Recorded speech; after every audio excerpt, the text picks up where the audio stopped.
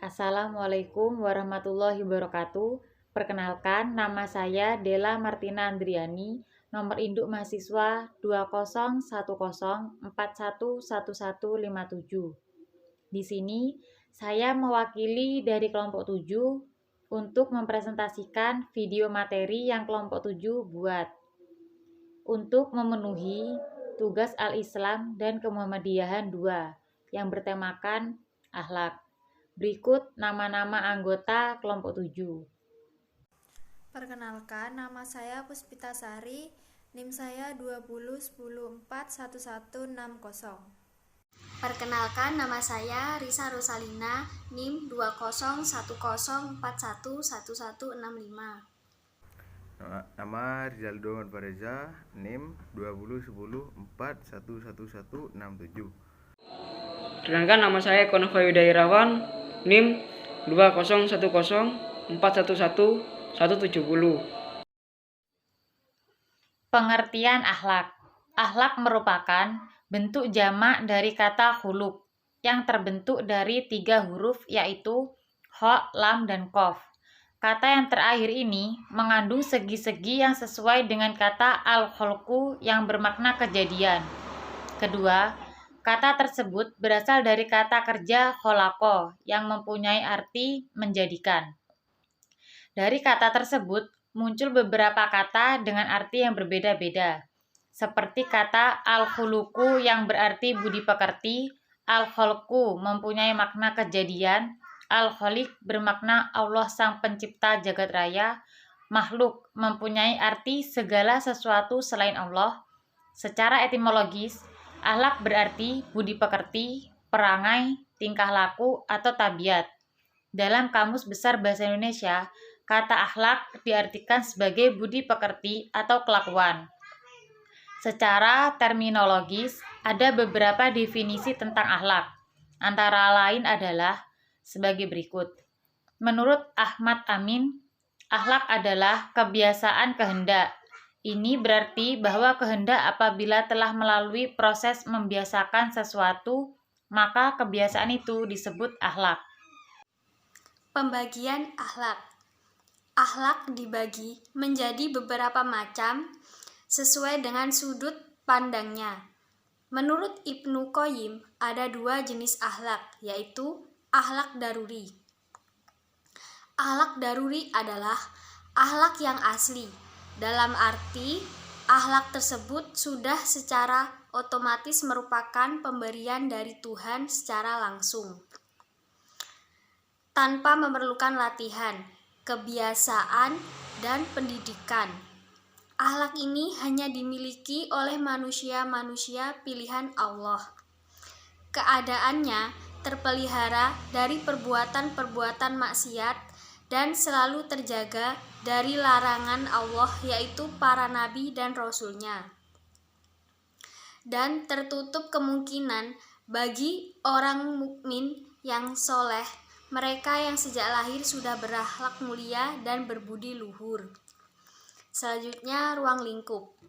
Ruang lingkup menurut seorang ahli bernama Muhammad Abdullah Daras, setidaknya ada 5 macam ruang lingkup dalam pembahasan tentang akhlak, yaitu 1. Akhlak pribadi atau al-akhlak al-fardiyah yang terdiri atas akhlak yang diperintahkan, akhlak yang dilarang, akhlak yang dibolehkan, akhlak yang ada dalam suatu keadaan darurat.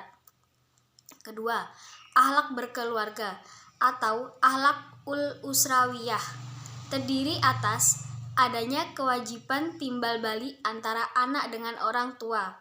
Kedua, adanya kewajiban suami terhadap seorang istri, begitupun sebaliknya. Adanya kewajiban terhadap kerabat, akhlak bermasyarakat atau disebut sebagai al-akhlak al-ijtimaiyah yang terdiri atas akhlak yang dilarang, akhlak yang diperintahkan. 3. Akhlak bernegara atau disebut sebagai akhlak ad-daulah terdiri atas adanya suatu hubungan antara rakyat dengan pemimpinnya, adanya hubungan dalam hal luar negeri, akhlak dalam beragama, yaitu berbagai macam kewajiban kepada Allah Subhanahu wa taala. Sedangkan menurut Yuniar Ilyas, ruang lingkup akhlak dibagi menjadi 5, yaitu akhlak terhadap Tuhan Yang Maha Esa, yaitu Allah Subhanahu wa taala, akhlak terhadap junjungan kita Nabi Agung Muhammad SAW, akhlak terhadap pribadi atau diri sendiri, akhlak dalam sebuah keluarga, dan akhlak dalam bermasyarakat. Adapun pembagian akhlak berdasarkan sifatnya dibagi menjadi 2 bagian, yaitu 1. Akhlak mahmudah. Akhlak mahmudah atau akhlak terpuji atau disebut pula dengan akhlak al-karimah atau akhlak yang mulia. Termasuk akhlak al-karimah antara lain adalah ridho kepada Allah, cinta dan beriman kepadanya, beriman kepada malaikat, kitab Allah, Rasul Allah, hari kiamat, takdir Allah, taat beribadah, selalu menempati janji, melaksanakan amanah, berlaku sopan dalam ucapan dan perbuatan, qanaah, rela terhadap pemberian Allah, tawakal, berserah diri, bersabar, syukur, tawadu, merendah diri, berbakti kepada kedua orang tua, dan segala perbuatan yang baik menurut pandangan dan ukuran Islam. Akhlak mazmumah. Akhlak mazmumah, akhlak tercela atau disebut pula akhlak sayyi'ah, akhlak yang jelek. Perbuatan termasuk akhlak mazmuhamah lain adalah kufur, murtad, fasik, riya, takabur, mengadu domba, dengki, iri, kikir, dendam, khianat, memutus silaturahmi, durhaka terhadap orang tua, putus asa. Sedangkan pembagian akhlak berdasarkan rawinya dibedakan menjadi 2, yaitu akhlak kepada Sang Khalik, akhlak kepada makhluk, yang terbagi menjadi yaitu akhlak terhadap Rasulullah, akhlak terhadap keluarga, akhlak terhadap sesama. Ruang lingkup akhlak menurut seorang ahli bernama Muhammad Abdullah Daras, setidaknya 5 macam ruang lingkup dalam pembahasan tentang akhlak, yaitu akhlak pribadi yang terdiri atas akhlak yang diperintahkan, akhlak yang dilarang, akhlak yang dibolehkan, akhlak yang ada dalam suatu keadaan darurat.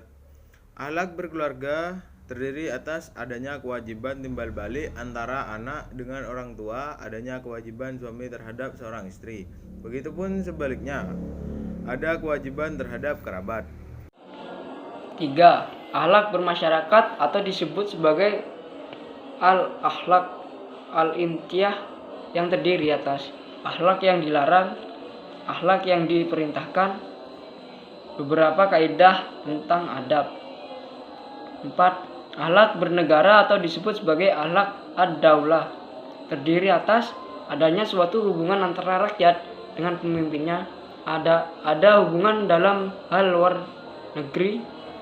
Akhlak dalam beragama yaitu berbagai macam kewajiban kepada Allah Subhanahu wa taala.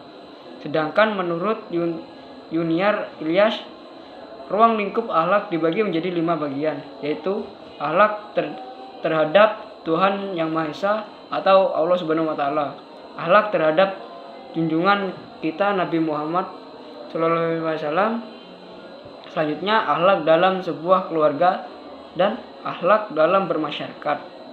Akhlak ialah suatu keadaan yang tertanam dalam jiwa dan menampilkan perbuatan-perbuatan dengan segala tanpa memerlukan pemikiran dan penelitian. Apabila perbuatan yang keluar dari itu baik dan terpuji menurut syarat dan akal, perbuatan itu dinamakan akhlak yang mulia. Sebaliknya, apabila keluar perbuatan yang buruk, ia dinamakan akhlak yang buruk.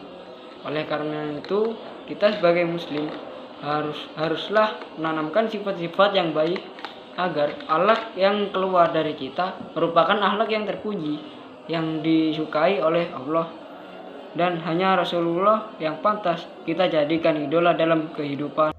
Sekian presentasi yang dapat kelompok kami sampaikan. Jika ada salah kata, mohon dimaafkan. Wassalamualaikum warahmatullahi wabarakatuh.